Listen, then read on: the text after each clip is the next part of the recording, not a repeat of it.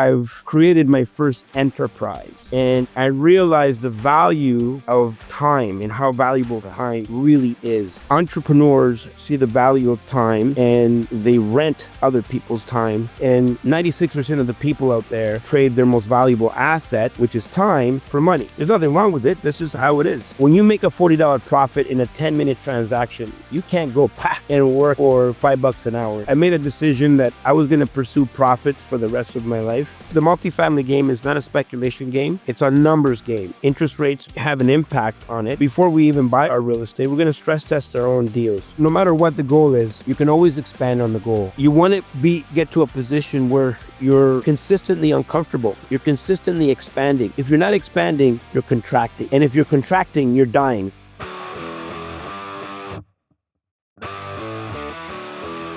Welcome, my friend Alfonso Cuadra, to the show today. Alfonso, how are you, my friend? Woo! I'm doing good.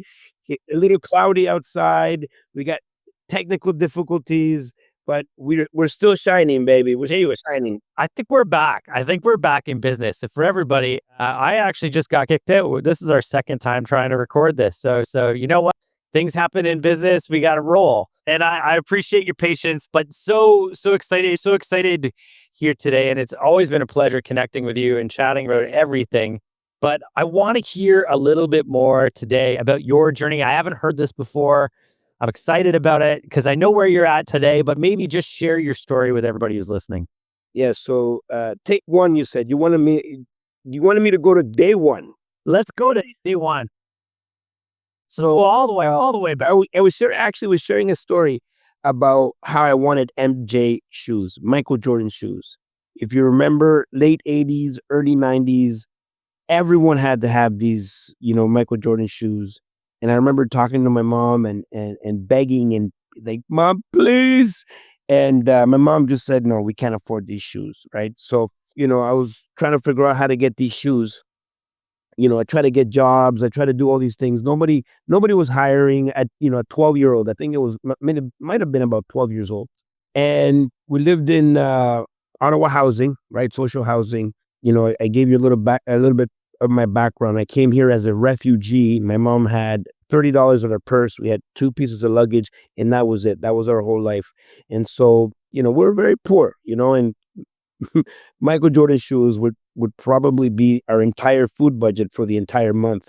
Yeah. And, she just said, we can't do it. So I tried to figure out ways of how to do it. And then we were playing football one day, and one kid comes. There's 20 kids on the field.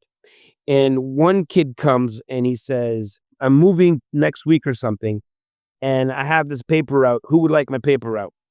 And nobody said, made any indications that they wanted the paper route. And when nobody put up their hand, I put up my hand, right?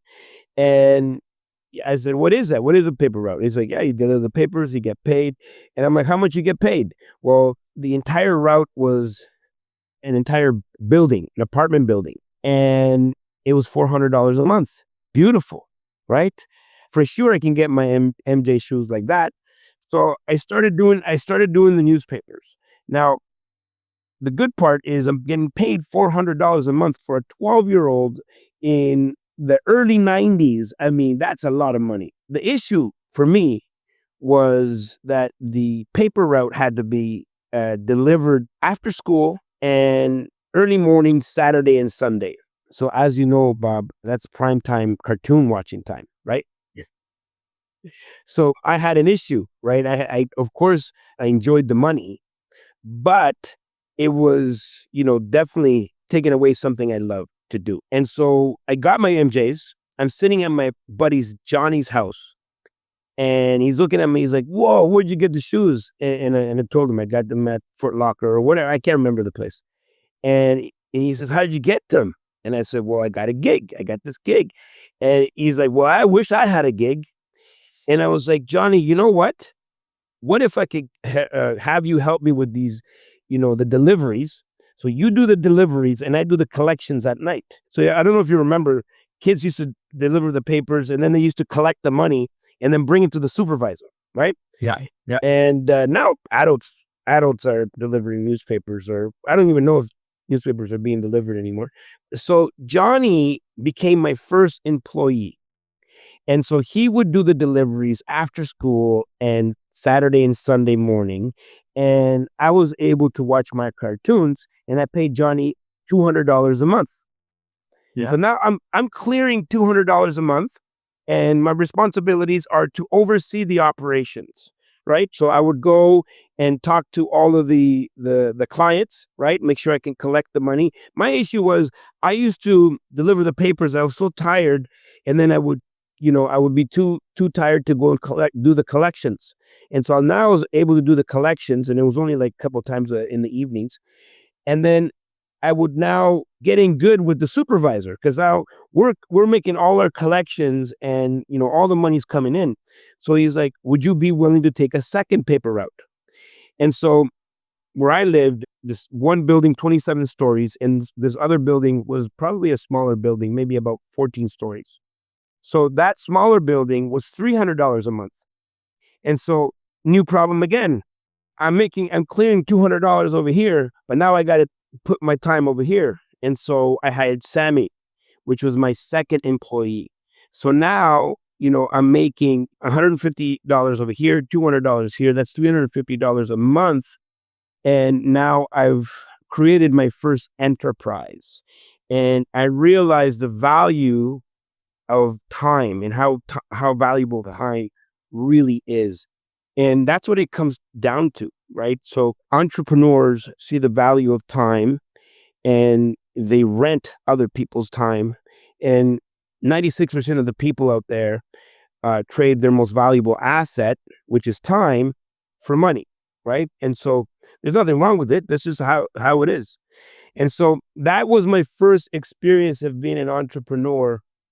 Later on, I left the paper route, and obviously, coming as an immigrant, coming from a war-torn country, I actually missed a lot of the educational opportunities. So by the time I was 15 years old, I ended up dropping out of high school, living on the streets. I had some really dark moments in my life, and that's probably another podcast.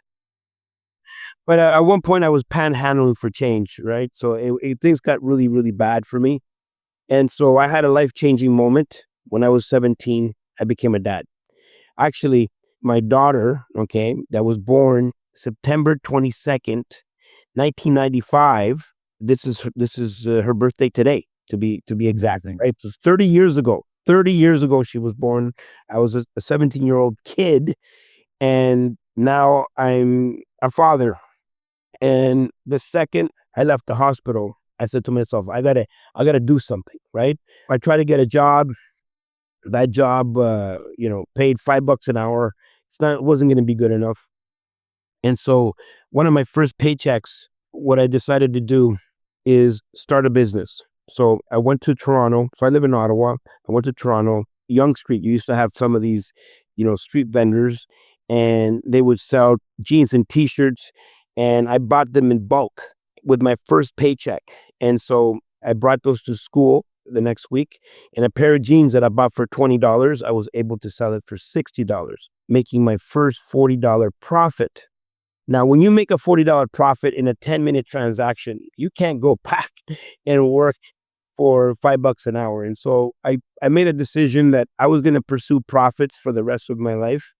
And I started to develop that business. That business allowed me the time to go and finish my high school, and also provide for my little family that I had at the time, get a place. I mean, at this point, I'm a full grown adult, right? I mean, I have responsibilities. I got to feed out. I have mouths to feed, and I have to go to school. And then I'm building this small business. Now, my vision when I started was, at some point I wanted to have a physical location. And so people thought I was crazy. It's not going to work. And ultimately, what ended up happening, I ended up getting some of my friends involved. They pitched in $200, $300. One kid pitched in $50. You're in, right? And I managed to raise about $2,700. $2,700. Not a lot. That's not a lot of money. But to make the long story short, because I'm not sure how long we have on this podcast, but to make a long story short, I took the $2,700, And not only did I turn it into my first physical location that I opened late 1997, but so I started the business in 95 and I opened the first physical location in 97 or late 97. But I took that business across the country. So opened up locations all across the country, became a major distributor and an importer of clothing. And my destiny was to be an entrepreneur for the very beginning, because that's the only thing that made sense to me. And that's kind of how I started in the entrepreneurial world, is just like that. I love that. And thinking back when you made that first dollar profit on that pair of jeans, I don't know if you can remember that, but it seems like a moment in your life that you probably wouldn't forget. Yeah, well, It was like, okay, yeah, I remember working.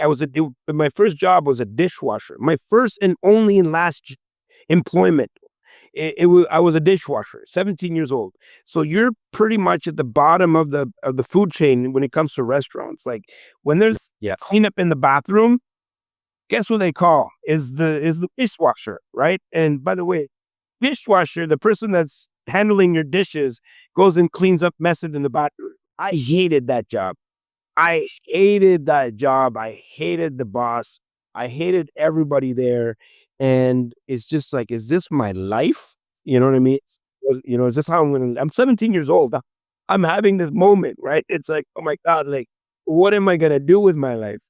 And, making that $40 profit, it was like, oh, so this is how you do it, right? I felt like when I figured out how to watch cartoons and make money at the same time, right? I felt exactly that way. It's like, oh, okay, this is how you do it, right? yeah. And so, those were my first moments as an entrepreneur. It's like real making those, the first time I figured out, look, the first 6 months of my business, and I don't know what the limitations are in terms of, going back, this is like 1997, 98. But when I went to my first accountant, he's like, okay, well, like, where's your business number? Where's your this and that, the other? I said, I don't have it. I don't have any of that, You're safe now. well, you know how it goes, how things go. But like I didn't know accounting, I didn't know taxes, I didn't know any of these things. I just needed to start, and I just started, and I figured things out on the way. I mean, the first time my accountant got me to open my first corporation, I'll never forget it. Like it's August 1st, 1998. Right? That was my first corporation. And it's like, no, you should have a corporation. And this is how you do this. And like, oh, okay, wow, I didn't know. So that's been my life pretty much. Every day I got to learn something new, and I'm always trying to better my best. 100%. So walk me through a really good picture of where things start and how you got the entrepreneurial sort of blood flow happening. Talk to me a little what you've got going on right now. Tell me about what Wealth Genius is all about. So I shared a little bit about my first business. And I think it was a mixture of a need, a necessity that I had, because I had a young family, and, my experience being a dishwasher and having my first employment, pretty much, I said, I never want to do this. Also, I wasn't a very good student, so I knew academia was not going to be my future. So when I figured out, how to make money, I never had any financial literacy at home. And so I would spend all the money, even though I was doing very well. I think I saw one of your Instagram posts where it said, are you a contractor? Are you making X amount of dollars per year and you don't see any money? I mean, that's the story of a lot of our entrepreneurs, right? Money comes in, you generate so much money, but then it just disappears. Like you're like, where did it all go, right? Yeah. Funny how we all seem to get better at make here the more invested we get into it. Yeah, and for me, not only was I really bad at managing money, I was very much a consumer, right? I wanted to show how successful I was. I grew up poor in my life, right? And so I felt that you needed to show people how successful, you are. And so I had a Cadillac Escalade and all the cliche things you think someone would do at 21 years old with money. I did 10 times worse. You could just use your imagination. So I pretty much I find myself, 24 years old, negative $1 million, right? And that's not a great place to be in, because at that point I remember, even though my business had grown, now stores were shutting down, key suppliers were cutting me off, more competition. So, give you some background. I started selling hip hop clothing in the late 90s, where there was no competition. Then Athletes World decided to come in, corporate Canada decided to, hey, we want to cash in on this too. And so they became a major competitor, and they got deeper pockets. I can't remember where Athletes World, what company owns Athletes World, but it's like, deep pockets. And then you got the internet, you got Alibaba, you got all these things that were coming at me. And so I'm 24 years old, and I find that the business now is negative $1 million. I owe all these people, and there's no money, and people are stealing, and it's just a pure mess. And so I said to myself, I got to do something here, right? Or else, I'm gonna just end up working back as a dishwasher. So I started reading. I started, I remember going to chapters, walking to chapters, and I'm like, where's the business section, right? And there's a business section, and then looking at all these books, and I saw this one book, Rich Dad Poor Dad, and I started reading. And it's almost like the same moment when I figured out how to watch cartoons and make money at the same time. I'm like, okay, there's a method to this. There's a reason why I'm in this situation. And so I started reading more and educating myself more, and, getting into mindset, reading about other wealthy people. And the common thread amongst all the wealthiest people in the world was that they all own real estate. And so I made a decision that I will never, ever be in that position ever again. And I was going to rebuild my company. So I went back to work. I rolled up my sleeves and I went back to work and to rebuild my company. But this time it was going to be different. This time I was going to have a second stream of income that was indestructible. So if competitors ever came again, or maybe in the future no one wears clothes, I was going to be okay, because at the end of the day, people always need to live somewhere. And so for me, real estate, specifically multifamily, became this secondary stream that I was building. So by the time I got to 30, where I sold my company, I had built my real estate portfolio, and, I didn't have to work another day in my life. And so at that point, I'm 30 years old. I'll be 48 in about a month.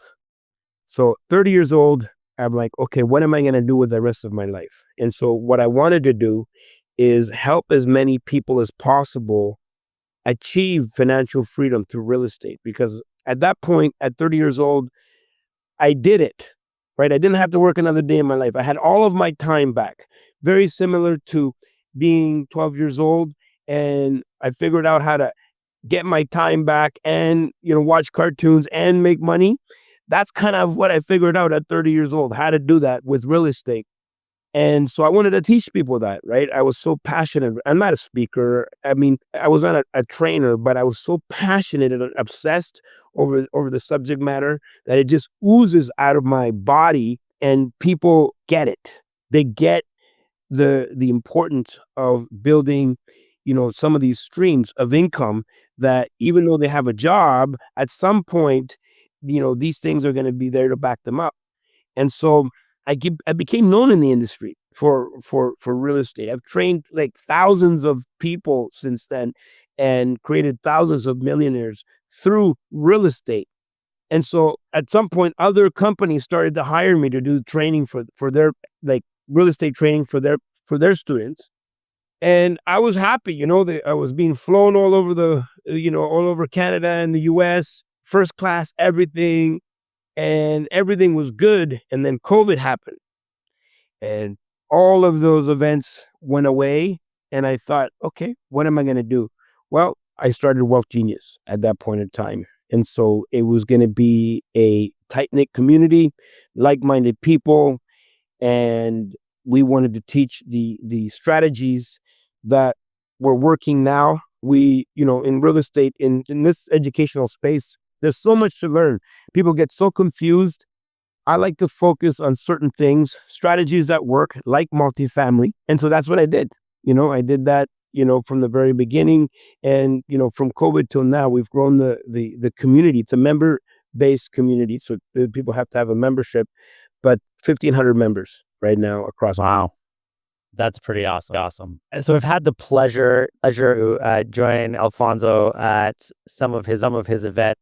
Even before I go there, always watching that you are working harder than everybody else in this. I need to see you going from city to city, bringing your knowledge and your wisdom to everybody. I don't know how you, but I do see your commitment to supporting this space, and it's admirable, to be honest. And I've had pleasure to be at some of Alfonso's events, and they put on a fantastic event. It's always got huge impact, sharing lots of knowledge and experience. The community is incredible. So kudos, friend. Knowing that you've built business, and which I would also view as maybe the fastest real estate education platform. I think we pretty much took a lot of market share. Look, this is what happened. COVID, everyone shut down and everyone went online. Everybody went virtual. Everybody was happy because virtual, as you know, there's no expenses, right? And the second the lights were turned back on, I know, because I've been doing this for a very long time, I know how impactful and how important the belly to belly connection is. And so I went in person. The way I think, it's like, whoa, okay, we are new here, and so let's run before other people start coming. Because I had this feeling like, oh my God, everyone's gonna come back to in person. Turns out everybody stayed virtual, and I was able to take market share. And in terms of what we do in this space, I think we're it, right? We're it. And if someone out there disagrees, I'm willing to hear the argument. Every day there's new people, there's new gurus, there's I'm trying to remember what this guy's name, Ormozy. Is it Ormozy? What's his name? Alex. Yeah, Alex Hormozy. He put out this massive campaign to get all these people to become gurus, right? So everybody and their grandmother, think about the amount of gurus, because he's doing well, right? He's creating other educators, right? And it's fantastic. And so people ask me all the time, aren't you afraid of all of these educational companies, popping up? I'm like, not really, because they can't outwork me. Right. I can vouch for that. I see you doing the grind, my friend. It's definitely impressive. I want to pick your brain for a minute. We've got you. You've got maybe one of the largest, if not the largest, real estate educational platform in North America. So congrats for that. But now that we have you, what are some things that would share with someone who wants to get into real estate investing? So I've got a couple areas for you. Maybe I can jump through. First one. What would you look at as a smart strategy for building a diverse real estate portfolio? Where would you start?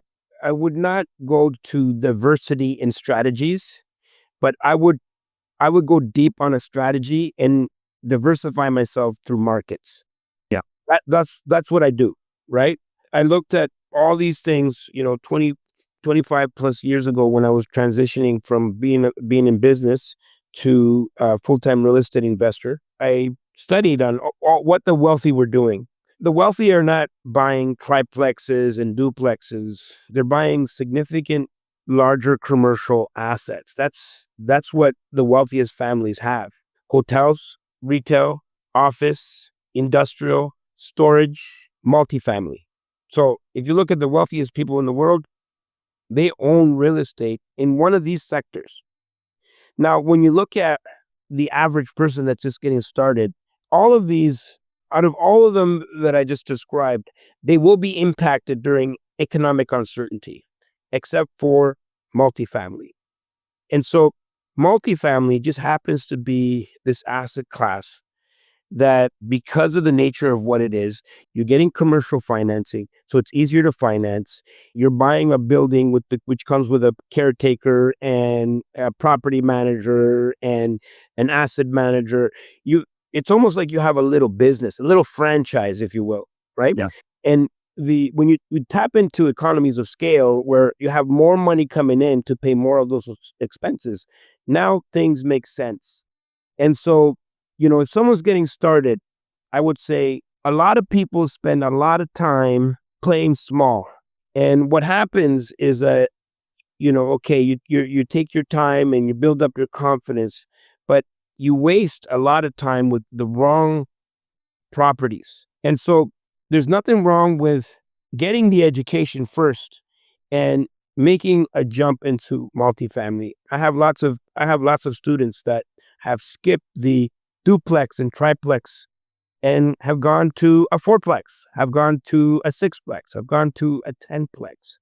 And so if I was starting over from the very beginning, I would have leveled up faster because I felt I spent a lot of time in my career at the beginning playing small, scared, and it's mostly because lack of education, right? So the education will give you the confidence to take the action. And so once you find your asset class, so mine was multifamily. Now I'm going deep on multifamily. And I'm going to be obsessed. You got to have an obsession over it. And you got to be willing to put in the time to learn. Just the same way someone's going to learn Airbnb or flipping or wholesaling. There's lots of other strategies and they're all great. So choose one. I chose the safest one. And you go deep, right? And maybe you gotta partner up with other people to learn. And maybe you gotta join organizations like Wealth Genius to make sure that you're surrounded around people that are like-minded and they're doing the same thing that you're trying to do. I've yet to meet a person that was obsessed, that was focused and determined on achieving something that didn't get it, that didn't achieve it. I've yet to meet a person, Bob. I've yet to meet a person that was completely obsessed and determined to do something and didn't do it. The problem is that people get into something and then they get into something else. And what about this? And what about that? And maybe I can become a realtor. And then maybe I can become a mortgage broker. Maybe this and that, the other. And so their energy gets spread out over multiple different things, and they never give that one thing the full attention it deserves. Yeah. But if you can go into one strategy, build systems, and you can diversify yourself through multiple ways of doing that one strategy and through multiple different markets across Canada and maybe diversify into the US, that's what I would do. Yeah. Let's talk about market conditions, interest rates, how that all plays in now. Because I think you said at the beginning, hey, life is good, interesting. What does that mean for someone who's looked to get into real estate right now? How is the economic situation? Is now a time people should be looking? Now is absolutely the time to get into real estate. People tend to want to do things when everybody else wants to do them. And Warren Buffett said, when people are greedy, you should be fearful. And when people are fearful, you should be greedy. And so when we had 2021 and everybody and their grandmother was a real estate genius, emotions get involved and FOMO kicks in and people make dumb decisions, right? And they hoping that things are going to increase in value. They become speculators, right? So the multifamily game is not a speculation game. It's a numbers game. And so interest rates have an impact on it. But we also, before we even buy our real estate, we're going to stress test our own deals, right? What I love about real estate, multifamily, is that the overnight rate Bank of Canada doesn't really impact us as much as the bond market, the CMB, the Canadian Mortgage Bond, because that's how they fix rates for commercial real estate.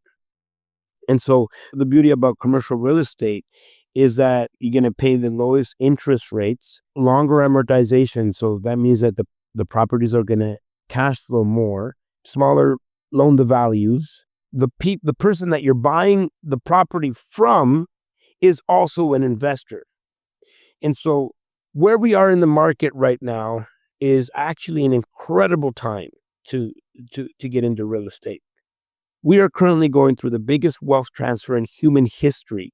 $124 trillion is set to change hands in the upcoming years, primarily because these baby boomers now are retiring. They're retiring businesses. They're leaving real estate and portfolios, and unfortunately, they're exiting life. And so that opportunity has never been greater. And so there's a lot of mom and pop operations that bought really apartment buildings a long time ago, and the next generation really has no interest in owning any type of real estate. There's right now in my inbox, you have multiple different families that are selling their properties, 50 cents on the dollar. And so right now is that time, right? There's, maybe in 2026, when interest rates get really low and everybody and their grandmother wants to be a real estate investor again, it might not be the time, right? So you have this little window of opportunity right now where, people are motivated and interest rates are relatively low, where you can still go in and negotiate and pick up a lot of these great portfolios that you probably won't get another chance to look at ever again. Yeah. And I'll just chime in too from the finance perspective as well to say, a lot of these things work together too, guys, right? Like interest rates has an impact, not only just it's more attractive, but you have to realize when it becomes more attractive, interest rates are dropping, usually means prices go up as well. So there tends to always be this balance. And one of the drivers of a lower interest rate is that continue to rise, probably 3 to 4% for every quarter point. We're anticipating more. And Alfonso, if I'm hearing you right, which I believe I am, the market is primed. Interest rates are heading in the right direction. Get ready for the opportunities because they're out there right now, and they're going to continue to be there next at least 12 months from from an economic perspective. Don't I take your love foot off that. the gas pedal. That's it. Yeah, that's it. Can you maybe there are some secrets that you have for the long sustainability and success day? Because it's definitely, there's for sure it's a strategy that it's shorter term, return term. What's this to long term sustainability? Yeah, so I only focus on the long term, right? So, when I'm investing, I'm not investing based on what's happening in the market today. I look at what is this asset going to look like over the next, 30, 40, 50 years in my portfolio. Even further than that, how is this going to look like when I'm no longer here and my family, my kids and my grandkids are having to take on this portfolio, right? So those are the things I think about. I don't think about what I'm doing today. I think in the long run. And so the beauty about multifamily is most people, they focus on cash flow, right? And I see people walk around, cash flow is king. And, people have t-shirts, cash flow, and everybody's running around cash flow. Yes, everybody likes a little cash flow, and everything should cash flow. But cash flow is also taxable. And so the way I look at an apartment building is it's like we're going to plant our equity, and at some point in the future, there's going to be harvest.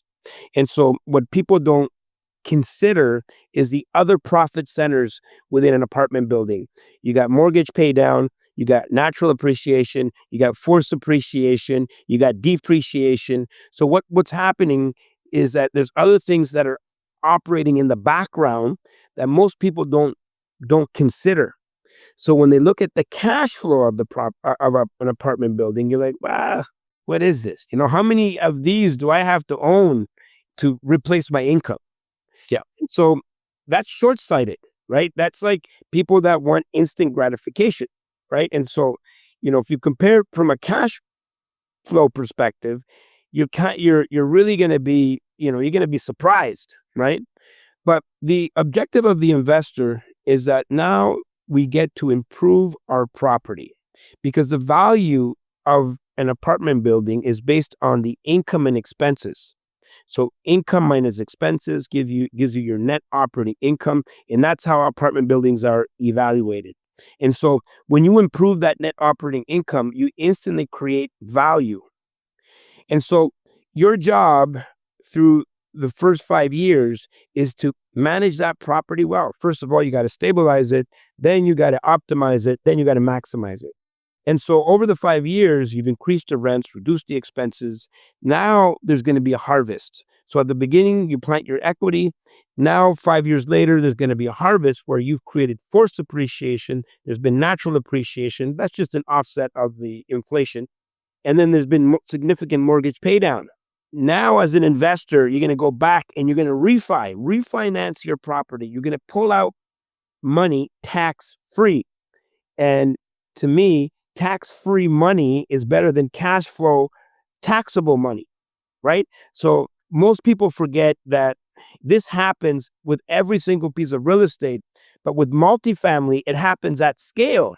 Because now you're tapping into the multiplication factor of, a small increase over 60 units has a dramatic impact on the value you've created.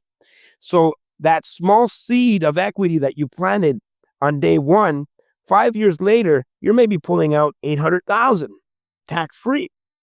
And so your job now is to make sure you invest back into the property a little bit. Make sure you don't want to kill your golden goose. You want to make sure it's nice and, eats well and it does well. You want to nourish it like a mother and protect it like a father. And then you take the rest for you and maybe go back and reinvest it somewhere else and start the process again. Plant another seed of equity, which now is going to produce 5 years later. So the reason why that's so simple and most people don't pay attention to it is because it's not instant. I mean, the in HGTV makes flipping look so good. I mean, within a 20-minute episode, you can make 100K, right? Yeah. Every time. Every time. It works exactly like every time. And so for me, I want to build wealth slowly but surely. I want to make sure I'm in the right markets. I calculated risks. We always are looking at our exposure to risk. We're looking at the next asset, and I'm looking at what is these assets going to look like in my portfolio when I'm no longer here. Well, you just got everybody a little bit excited about really. Tell me a little bit about your Wealth Genius Expand event. And so again, I mentioned I've had the pleasure to be there. I was there at Expand last year. Tell us about it is, when it is, how can people get in there? First of all, it comes from my philosophy of expansion. Okay. Because the way I've been able to grow all of my companies and everything I've done, it comes from this philosophy of expansion. No matter what the goal is, you can always expand on the goal. You want to get to a position where you're consistently uncomfortable. You're consistently expanding. If you're not expanding, you're contracting. And if you're contracting, you're dying. It's like a plant. If a plant's not growing, it's dying. And so I have this belief and this drive that everything needs to be in expansion mode. And that's where expand comes from, because expand is your opportunity to now take your business to the next level. That's how everything starts, through expansion. And so this Expand Investor Conference, it's our 8th edition. So this will be our 8th Expand Conference. We've done it in multiple different cities. Investors fly in from all over North America as speakers. We got over 60 different presenters that will present over that weekend. We have over 100 different vendors, and it's been like this conference that really doesn't require millions of dollars in marketing, and we don't need to bring like a Grant Cardone and all these people, because people are going there for the experience of the conference, not just the headliners or whatever. And we bring some of the best investors, speakers, trainers, business coaches. You'll be on our stage, but people are also going there to build connections. They're going there to build their businesses. They're going there to take their businesses to the next level. And so that's why we're so proud of Expand. And this time it's going to be in Mississauga, the Lux Convention Center in the Hyatt. And we're excited. October 31st, November 1 and 2. And if you're not there, you're square. Yeah, and what always put on a great event. You're constantly educating. I would say that's one of the reasons why you've had so much success giving value to your community. And for anyone listening who's interested in real estate, you definitely wanted this out. Alfonso, where can people find information about the event? Okay, so all you got to do is either go to Eventbrite and type in Expand Investor Conference Mississauga, or you come to our website, go to wealthgenius.ai/expand or wealthgenius.ai. You go to one of the tabs, expand, you get all the info. Yeah, and we'll include everything in here as well on the podcast and any of the farms with the links. We'll make sure that we share it out as well. Definitely a big supporter of what you're building and what you guys are creating, and the education that you're the community. Happy to be part of that process as well. So definitely that everyone who's listening, if real is something that you're currently doing better at it, or it's something that you want to get into as a way to create long-term success for you and your family, you're at this event. And if you can't make the next one, make sure Wealth Genius as well. They do a lot of great things. Last thing that I just want to get from you, I know giving back, starting the next generation is so important to you. Is it that you are focused on giving back? What are some of the things that you do, and why is it? Well, there's something so powerful about the words that we use. And someone really challenged me on the word, and I want to do the same for you. It's just to give you something to think about. Because I used to say, give back, give back, give back. And then someone said, Alfonso, we got to use the proper words, because give back means that you've taken something that doesn't belong to you. You're just giving. And so something to think about, right? Because we don't know where these words come from. But I want to give of myself. I want to give of my experiences. I want to help other people achieve great things in their life. I want to help other people tap into more of their potential, so you can create more, become more, do more. And so, one of the things that impacted me is learning about finances, learning about investing, learning about business. And so I am passionate about teaching other people financial literacy, because I felt that I didn't have that. And so back in 2006, 2007, I started going into the schools and educating young people on credit, buying real estate, entrepreneurship, all this stuff. And I felt such resistance, and I couldn't understand why. And I remember being in a boardroom with with the school board and having these meetings. I'm like, guys, like, let's figure out, how to get an auditorium full of young people, where we can teach them financial literacy. Well, that's not the mandate, but we'd love for you, Alfonso, to come and speak to our at-risk youth. You would be great for our at-risk youth. And I said, guys, I'm sorry, I just have a question. Who do you consider to be at risk? All people in the in the inner city, and these type of marginalized groups.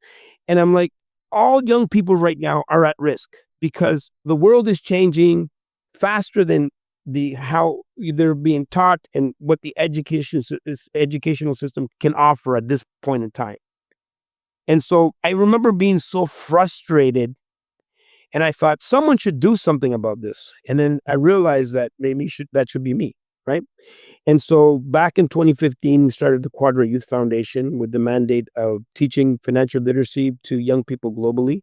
We want to impact 1 million young people's lives between the ages of 12 to 17 and put them through our program.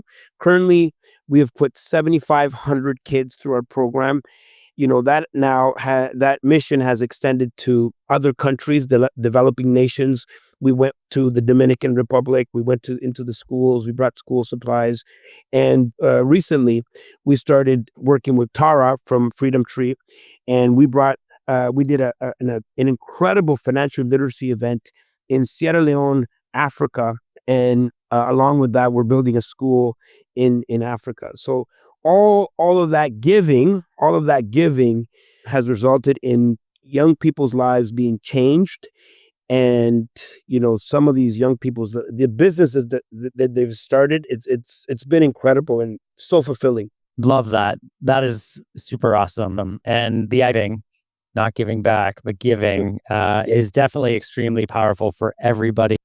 There's not much that makes you feel relevant and valuable in what you do is when you're giving to others. It's amazing. So congratulations to listen, Alfonso. This has been amazing. I want to continue to push everybody to make sure that they're at Wealth Genius, October 1st, November 2nd in Mississauga. Yeah. And I will make sure all the links are here. Thank you, my friend, for sharing your genius with every here, and want to make sure that everyone has all of the links for you and how to connect with you. And we'll make sure that anyone who wants part of the mission that you're on, that they are. Thank you again. Can't wait to see you on stage because you bring so much value, my friend. It's so incredible. One of the things that I love about what you do is that you remind real estate investors that they're still in a business, right? A lot of people that get into real estate, they have this idea that there's just kind of a sideline thing, but you're actually in a business, and you have a business, and you need to treat it like a business.